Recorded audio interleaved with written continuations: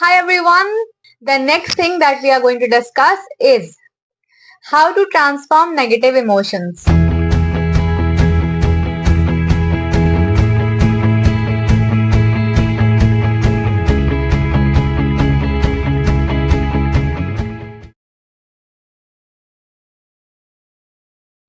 सबसे पहला है आइडेंटिफाई मीन्स आपके नेगेटिव इमोशंस में आपको कौन सी एग्जैक्ट फीलिंग आ रही है।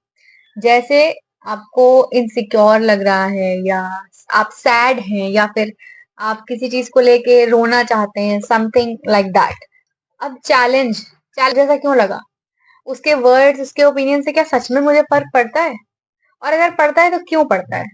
It's my body, my life. Nobody has that privilege to teach me what to do and what not to do. That kind of thing. It's important to realize that we create our own sadness by attaching negative conclusion to these past experiences in our subconscious mind. जो हमारे पास experiences होते हैं उसमें हम negative emotions को बहुत ज्यादा attach कर देते हैं, जिसकी वजह से हमें बहुत ज्यादा प्रॉब्लम होती है अपने करंट को लेके। Over time, these lessons on repeat can weigh you down and induce depression.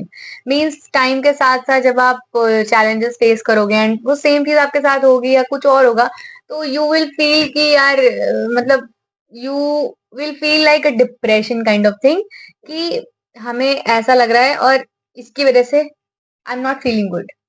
मतलब दूसरे के ओपिनियंस मुझे कंट्रोल कर रहे हैं, ऐसा कुछ हो जाएगा सीन। चैलेंज में क्या करना है, आपका जो भी थॉट है, जो भी इमोशन है, उस चीज को सोचना है, फील करना है एंड अंडरस्टैंड करना है कि उसके पीछे का रीजन क्या है। उसको चैलेंज करना है उस थॉट को कि हमें ये थॉट क्यों आ रहा है। बस ऐसे ही रैंड, क्योंकि कभी कभी ना हमें बहुत सारे अननेसेसरीली थॉट्स आते हैं जो सच नहीं होते हैं। वो बस हमारी ओवर थिंकिंग होती है, जो हम अपने इल्यूजन को रियलिटी समझ लेते हैं।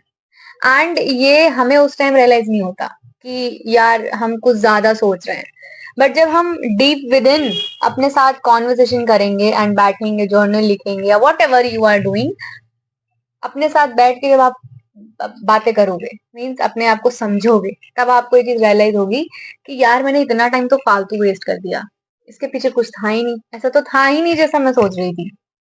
तो just everything is just your over thinking. और ओवर थिंकिंग को कंट्रोल करने का यही तरीका है कि जो भी आपके इमोशंस हैं, थॉट्स हैं, नेगेटिव, पॉजिटिव इतना ध्यान नहीं देता कोई। तो नेगेटिव आपकी जो भी चीजें हैं उसको आपको समझना है, चैलेंज करना है कि भाई ऐसा क्यों है, ऐसा क्यों आ रहा है मेरे अंदर थॉट, ऐसी क्या चीज हो गई, ऐसा कौन सा इंसिडेंट हो गया जिसने मुझे इतना ज्यादा ट्रिगर कर दिया कि मैं अपने कंट्रोल में ही नहीं हूँ। तो ऐसा आपको ना सोचना है। थर्ड पॉइंट है वो है अंडरस्टैंड, जिसका मतलब ये है कि आपका जो थॉट आ रहा है वो आपको ये देखना है कि हमें इस थॉट के पीछे हमें क्या करना चाहिए। ठीक है, क्या करना चाहिए कि जैसे इस जिसमें एग्जाम्पल दिया है वो ये है कि वो सिक्योर नहीं फील कर रही थी जस्ट बिकॉज उसे सामने वाले के वैलिडेशन चाहिए होते थे खुद को एक्सेप्ट करने के लिए। ठीक है, तो ये चीज आपको खुद पता होनी चाहिए, रियलाइज होना चाहिए कि हमें क्या चीज चाहिए, हमें खुद का अप्रूवल चाहिए या हमें सामने वाले से फर्क पड़ता है।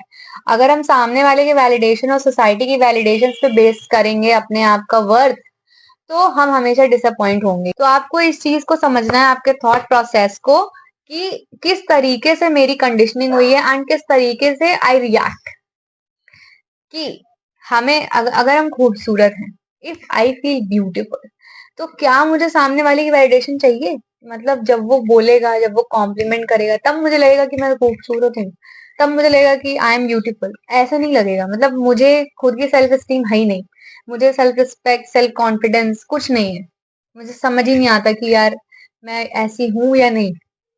तो जब आपको ये चीज समझ में आ जाएगी कि आप किस तरीके से फंक्शन करते हो, तो हर चीज सॉल्व हो जाएगी। अगर आपको ये समझ में आए कि यू नीड अदर्स वैलिडेशंस, तो आप वहीं पे कट करके अपना माइंडसेट चेंज करो। क्योंकि जब तक आप सामने वाले के वैलिडेशंस पे डिपेंडेंट रहोगे, तब तक you will not be happy ever. अगर आप अपनी ग्रोथ और अपनी वैल्यू, अपनी वर्थ खुद देख सकते हो, उससे बेस्ट चीज कोई है ही नहीं। दुनिया में सबसे बेस्ट वैलिडेशन होती है खुद की। अगर हम सेटिस्फाइड हैं कि हाँ I am working hard, then it's a thumbs up for me. But अगर मुझे ऐसा लग रहा है कि यार नहीं यार, इससे ज्यादा मैं मेहनत कर सकती हूँ, इससे कहीं ना कहीं लैक हो रहा है और मैं सेटिस्फाइड नहीं हूँ, तो मैं उस चीज को चेंज करूंगी एंड इवॉल्व करूंगी। मैं वेट नहीं करूंगी सामने वाले का कि भाई वो मुझे आगे बताएगा। वो क्यों बताएगा, और क्या गारंटी है कि वो सही बताएगा? क्या पता वो आपको गलत गाइड कर दे। You never know.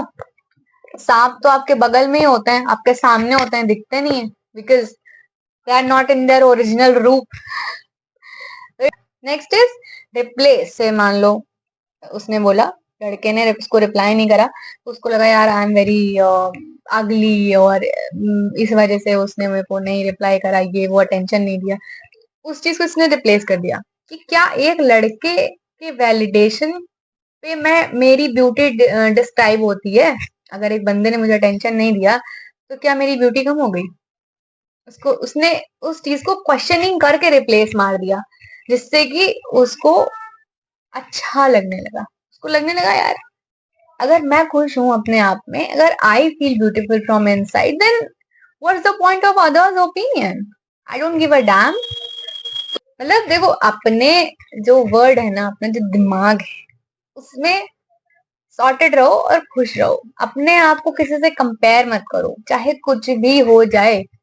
चाहे वो हाइट में आपसे बड़ा हो, छोटा हो, फिजिक में आपसे अच्छा हो, न बता, जो भी हो, बट वो नहीं है जो आप हो। You are you, and that is your authenticity. So maintain that. Okay. Visualize का मतलब ये है कि अगर हमारी सेम सिचुएशन होती फ्यूचर में, तो हम इसको किस तरीके से डील करते हैं। मतलब उसको ऐसा सेम लग रहा होता कि I am not beautiful, I am not worthy kind of things, तो अगर वो 5 साल बाद खुद को देखती, तो क्या वो ऐसे ही रिएक्ट करती? Of course not. तब उसकी मैच्योरिटी लेवल अलग होती, उसका अंडरस्टैंडिंग का जो परसेप्शन है वो अलग होता, चीजों को देखने का तरीका अलग होता। मैं उस तरीके से इस चीज को डील करूं कि यार, मेरी जो ब्यूटी है वो, उससे मैं सेटिस्फाइड हूँ, मुझे लगता है कि I am the best, and that's enough. So आपका फ्यूचर वर्जन आपसे बहुत इम्प्रेस्ड होगा और वो प्राउड करेगा। That's what you all need, right? तो एक टाइम ऐसा आएगा जब आप रिपीटेडली उस चीज को करेंगे, and you know over the time आपको रियलाइज होगी कि आपके अंदर बहुत ज्यादा क्लैरिटी आ गई है, एंड आप बहुत ज्यादा चीजों को लेके सॉर्टेड रहने लगे हो, and you don't get tensed about tiny things, because आपकी लाइफ में अदर प्रायोरिटीज हैं। सबसे पहले आपको आइडेंटिफाई करना है, चैलेंज करना है, अंडरस्टैंड करना है, रिप्लेस करना है, एंड विजुअलाइज करना है। ये 5 स्टेप जब आप फॉलो करेंगे, तो you will be amazed to see the result. I hope it helps, and let me know about your point of view in the comments.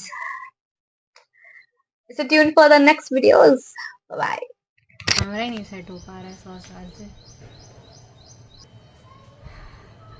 बेटा, अरे रिकॉर्डिंग ऑन हो गई क्या? Ouch! सब बकवास हो गया यार, फिर से रिकॉर्ड करना पड़ेगा।